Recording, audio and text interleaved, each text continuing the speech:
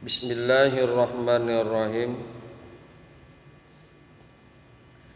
Assalamualaikum warahmatullahi wabarakatuh. Waalaikumsalam warahmatullahi wabarakatuh. Kita lanjutkan kajian kita sampai pada makalah yang ke-15. Dikemukakan Bismillahirrahmanirrahim. Wa idza fasadal qalbu birriya'i masalan bakat alaihil malaikat kila al-hikmatu fi annal lisana wahidun tanbihun lil abdi fi annahu la yambaghi ayyatakallama illa fima yuhimmuhu wa fi khairin wa qila li annal lisana az-zakira bi kulli lughatin kana zikruhu lil mazkuril wahid wa huwa Allahu ta'ala wa kazalikal qalbu bi khilafi nahwil ain wal uzuni fa innahu yata'addadu kila li annal hajata ila sam'i wal basari aksaru minal hajati ilal kalam ila akhiri wa innama suyihal qalbu bil bahri lisadati umkihi wa tisaihi ila akhiri. Kita lanjutkan. Kemarin kan kita sudah bahas penafsiran daripada Abu Bakar As-Siddiq berkaitan dengan firman Allah zaharal fasadu fil barri wal bahri, telah nyata, telah tampak kerusakan di daratan dan lautan. Ar-Rum ayat yang ke-41. Ditafsirkan oleh beliau radhiyallahu anhu, al-baru wal lisan. Daratan itu dia adalah lisan. Wal bahru dan lautan itu huwa al-qalbu, yaitu hati. Kemarin masalah lisan, masalah daratan sudah kita bahas. Baiklah, kita akan lanjutkan. Wa iza fasadal qalbu, dan apabila telah rusak hati, hati telah rusak birriyai masalan dengan riya, umpamanya dengan ria. Ya. Ria itu pengen dipuji-puji orang, pengen disanjung-sanjung orang. Ria itu bisa didasarkan pada harta benda, pengen dipuji orang dengan keberadaan kekayaannya. Ria itu bisa saja didasari dengan keilmuan, pengen dipuji orang, pengen disanjung-sanjung berkat ilmunya, berkat kealimannya. Jadi ria itu bisa didasari dari berbagai macam aspek.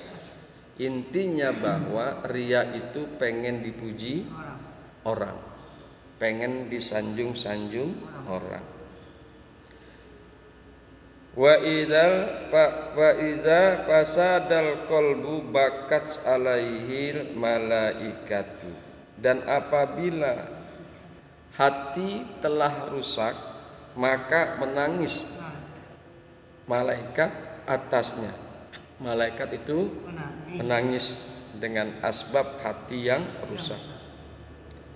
Kila al-hikmatu fi annal lisana wahidun tanbihun lil abdi fi annahu la yambagi anna yatakallama illa fima yuhimmuhu wa fi khairin. Dikatakan al-hikmah, hikmah fi anna lisan, di dalam bahwasannya lisan itu adalah wahidun. Lisan itu wahidun, satu. Tanbihun lil abdi, peringatan bagi hamba, peringatan bagi hamba, untuk hamba, untuk seseorang. Fi annahu la yambaghi, di dalam bahwasanya tidaklah patut, tidak pantas, tidak layak ayyatakallama illa fima yuhimmuhu, tidak pantas, tidak patut bahwa dia berkata-kata, kecuali pada apa-apa yang perlu, wa fi khairin, dan di dalam kebaikan. Ya. Jadi selayaknya lisan itu berbicara pada perkara-perkara yang perlu saja, ya. Tidak mengumbar pembicaraan yang tidak diperlukan. Apalagi sampai terjadi lisan itu berbicara ghibah, Kong ya, kan gitu Kong. Ya, rusak. Apalagi lisan itu berbicara sampai kepada kebohongan, fitnah. Maka diajarkan oleh beliau Syekh Nawawi Al-Bantani, hendaklah lisan itu berbicara digunakan untuk hal-hal yang perlu saja. Wa fi khairin, dan berbicara di dalam kebaikan. Bicaranya yang baik-baik saja. Tuh. Memang lisan ini sangat luar biasa. Asbab lisan orang bisa sakit hati. Asbab lisan orang bisa bermusuh-musuhan, bahkan berbunuhan. Lisan ini sangat luar biasa sekali. Makanya ada yang mengatakan mulutmu adalah harimau kamu, gitu. Atau ada yang mengungkapkan lisan itu lebih tajam daripada pedang.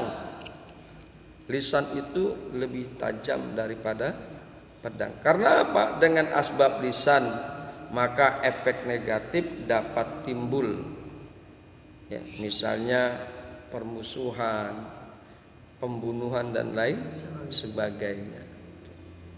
Makanya dianjurkan bahwa berbicaralah kalian pada perkara-perkara yang perlu saja, dan berbicaralah kalian pada perkara-perkara yang baik-baik saja. Wakila, dan dikatakan li annal lisana zakira bikulli lughatin, dan dikatakan karena bahwasanya lisan berzikir, lisan yang berzikir, lisan orang yang berzikir bikulli lughatin, dengan segala lughah, dengan segala bahasa. Karena zikruhu lil mazkur, adalah lisan zikruhu, zikirnya lil mazkur, bagi yang dizikiri yang satu, wa huwa Allahu Ta'ala, Jadi lisan itu digunakan untuk berzikir hanya kepada Allah Subhanahu wa taala. Kalau enggak ada yang perlu diomongin, enggak ada yang perlu dibicarakan, lebih baik lisan itu digunakan untuk berzikir. Ya, lisan digunakan untuk berzikir. Subhanallah walhamdulillah wala ilaha illallah wallahu akbar. Subhanallah walhamdulillah wala ilaha illallah wallahu akbar. Atau zikir-zikir yang lain. Intinya digunakan lisan itu hanya untuk berzikir kepada Allah, hanya untuk mengingat kepada Allah. Kan gitu ya Kong ya. Itu yang paling baik. Daripada lisan digunakan untuk gibah, untuk berbicara bohong, untuk nyebar fitnah, maka lebih baik lisan itu digunakan untuk zikir kepada Allah Subhanahu wa ta'ala. Wa kadzalikal qalbu bi khilafin nahwil aini wal uzuni fa innahu yata'addadu. Dan seperti itu juga al-qalbu, hati itu berbeda dengan seumpamanya mata dan kuping. Ya. Hati itu berbeda dengan mata, hati itu berbeda dengan telinga. Kila li'annal hajjata ila sam'i wal basari aksaru minal hajati ilal kalam. Dikatakan li'annal hajata ila sam'i wal basari, karena bahwasanya hajat atau kebutuhan manusia, hajat atau kebutuhan manusia kepada telinga, pendengaran, wal basari dan penglihatan, aksaru minal hajati ilal kalam, itu lebih banyak daripada kebutuhan kepada kalam, pembicaraan. Ya. Memang kebutuhan manusia ini terhadap pendengaran dan penglihatan itu sangat banyak, lebih banyak daripada kebutuhan untuk berkata-kata. Gunakanlah telinga ini untuk mendengarkan perkara-perkara yang baik. Gunakanlah mata ini untuk melihat-lihat yang baik. Ya. Untuk melihat yang baik. Sehingga dengan mendengarkan telinga dengan perkara yang baik dan mata melihat pada perkara yang baik, maka disitulah akan kita bisa rasakan kebesaran Allah Subhanahu wa ta'ala. Li'annal hajjata ila sam'i wal basari, bahwasanya kebutuhan manusia kepada pendengaran dan penglihatan aksaru minal hajati ilal kalam, itu lebih banyak daripada kebutuhan manusia kepada berkata-kata, berkalam.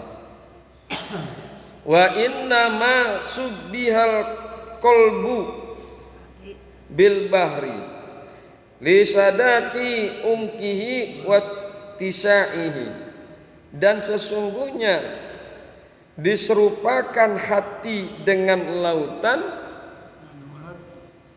disadatil umkihi, karena dalamnya, sangat dalamnya hati dan sangat luasnya hati. Makanya ada peribahasa mengatakan dalam lautan kita bisa duga, hati orang siapa tahu. Nggak ada yang tahu hati. Mungkin di dalam lautan bisa kita perkirakan, oh di dalam lautan itu ada karang, oh di dalam lautan itu ada terumbu karang. Senajan lautan itu sangat dalam, tapi hati manusia tidak bisa diperkirakan. Tidak bisa diperkirakan. Dalamnya hati manusia lebih dalam tinimbang lautan. Ingat peribahasa mengatakan dalamnya lautan bisa kita duga, hati orang siapa tahu. Hati orang nggak ada yang tahu kecuali Allah Subhanahu wa Ta'ala. Baiklah, kita akan coba lihat kepada makalah yang berikutnya. Wal maqalatu sadisata asyara kila inna syahwata tusayyirul muluka abdan wal basa was sabara yusayyirunal abid mulukan. Allah tara ila Yusufa wa Zulaikha. Di sini dikemukakan pada makalah yang ke-16, inna sahwata tusayyiru muluka abidan. Sesungguhnya syahwat ya, Nafsu. ya, hawa nafsu. Sesungguhnya syahwat akan menjadikan raja,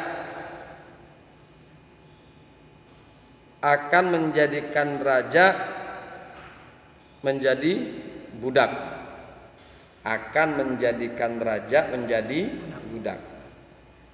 wa sabra yusayyirul abida mulukan. Dan kesabaran akan menjadikan hamba menjadi raja. Kesabaran akan menjadikan hamba menjadi raja. Ala tara ila Yusuf, apakah engkau tidak melihat, apakah engkau tidak memperhatikan ila Yusuf, kepada Yusuf, wa Zulaikha, dan Zulaikha. Nah, jadi di sini ya memang ada pelajaran yang baik tentang peristiwa yang terjadi antara Nabi Allah Yusuf alaihissalam dengan Zulaikha. Ya.